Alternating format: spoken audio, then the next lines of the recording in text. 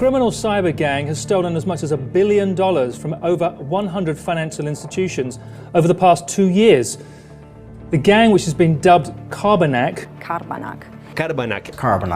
The authors of the report call it the great bank robbery of the modern era. Their ultimate goal was to steal as much money as possible, and they largely accomplished that. 2014, Russia. In the middle of the night, one of the Kaspersky Labs employees is called by, quote, the most stressed out guy he ever talked to, unquote. It was a bank employee of one of the largest Russian banks, and he was so paranoid that he didn't even want to reveal what was going on. He feared that his phone might have been bugged and his emails hacked, and insisted on a personal meeting as soon as possible. It turned out that the bank's domain controller was sending sensitive data to unknown servers in China. The domain controller is the most important server of any business, and if you can access the domain controller, you have control over everything else in that network. This means that whoever gets their hands on this server can do everything from looking at insignificant customer data to adding and removing funds from accounts, and even sending millions of dollars through the SWIFT banking system. So, if this server is doing things that nobody knows about, the bank probably has a very big problem. Astonished by the fact that someone hacked into the domain controller of a bank worth billions of dollars, the Kaspersky employees went to work.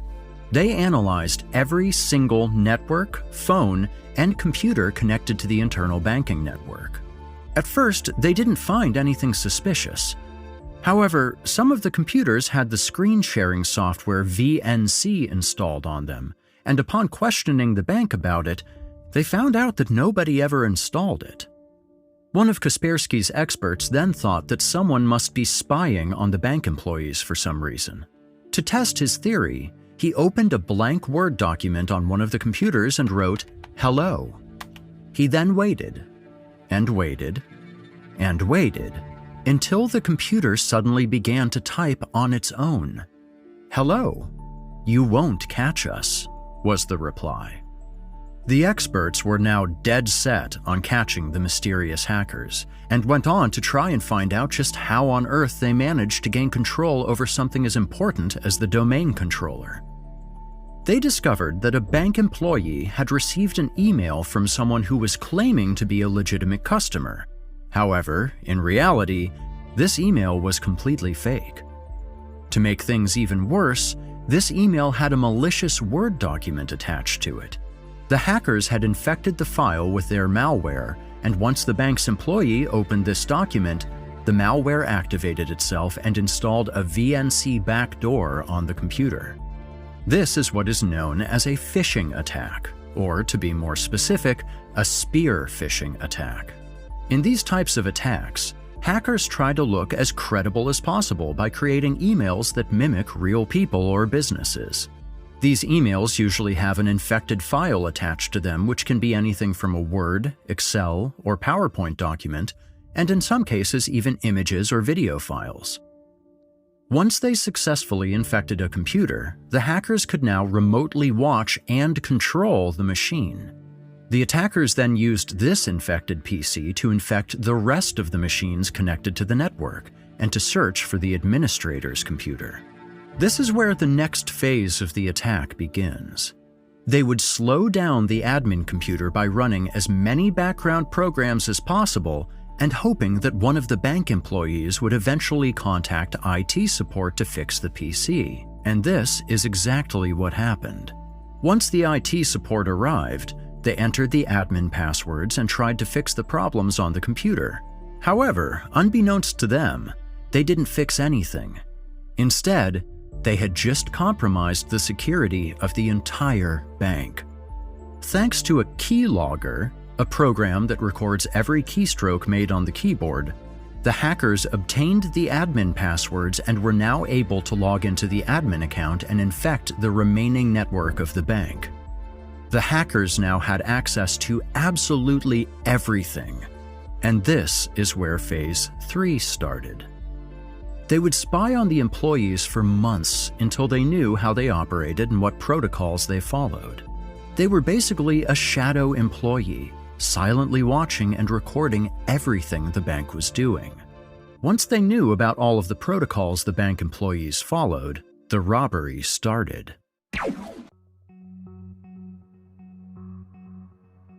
First of all, they would impersonate high-ranking banking employees and manually send massive amounts of money to their accounts via the international banking system known as SWIFT. Secondly, they used the bank's e-payment system to send money to their accounts, which then again sent the money to other accounts, located mostly in China and the US. These accounts were then emptied by the henchmen of the group, which are known as money mules. The next method was akin to the stuff of Hollywood movies. Because the hackers had access to the entire internal network of the bank, they were able to remotely control ATMs and make them spit out cash whenever they wanted. These ATMs were usually in remote places, and the money was once again collected by money mules.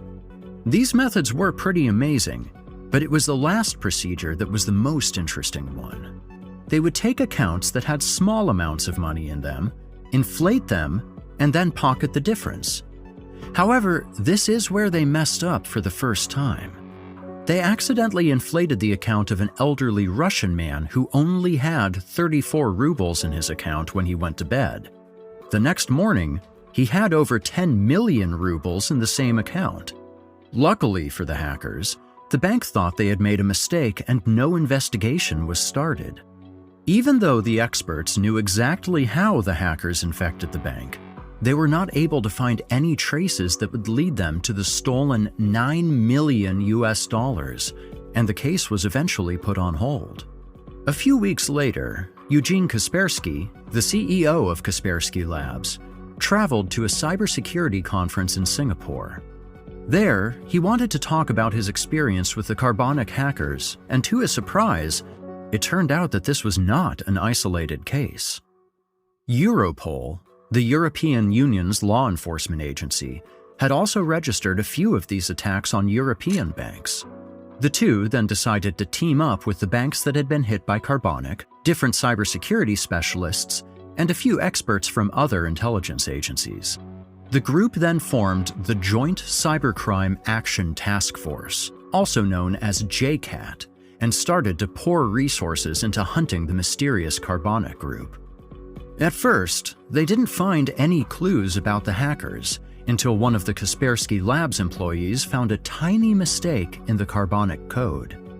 This mistake enabled the experts to send a request to the carbonic command and control server. In basic terms, if they sent a very specific message to this server, they would receive a very specific answer. However, there was one problem.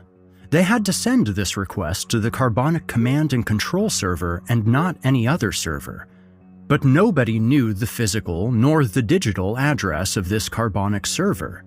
This meant that the Kaspersky team had to literally scan the entire internet and send this request to every single server connected to the web, hoping that one of the servers would eventually answer them with the message they were looking for.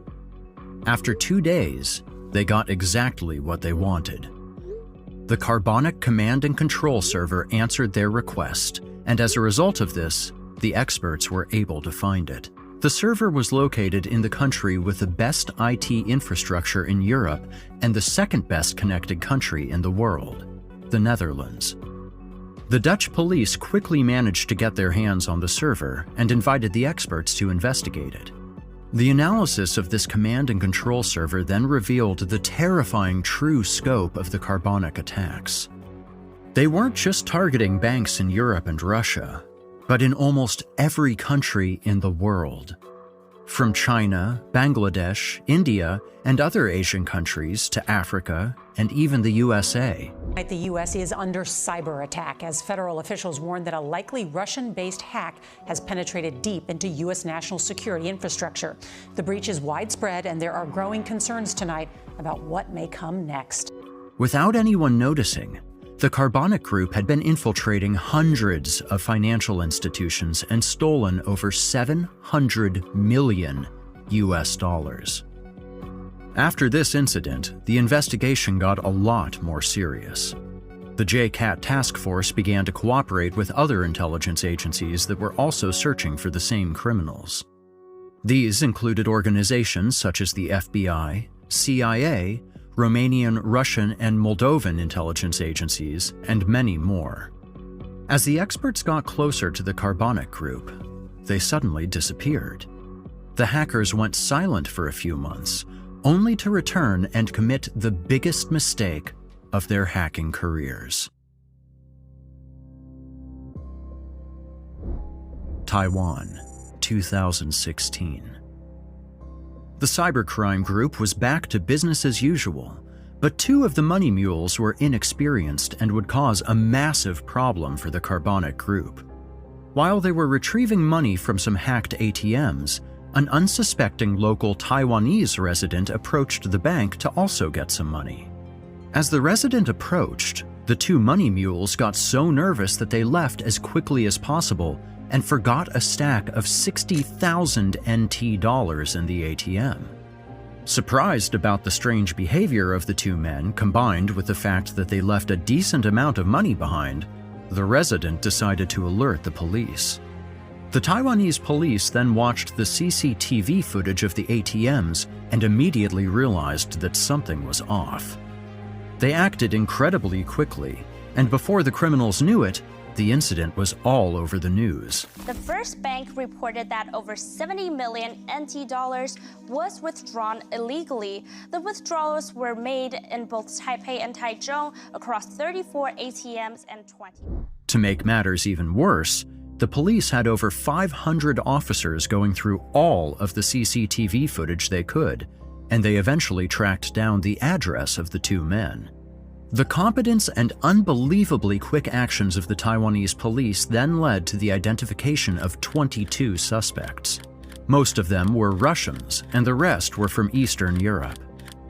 The 𝗕_ʔ𝗃 group was now in big trouble, and even though 19 of the 22 suspects had already escaped Taiwan, 3 were still there, alone, in a country that was hunting them and with millions of dollars in cash. One of the remaining suspects was a Latvian man known as 𝗕tože.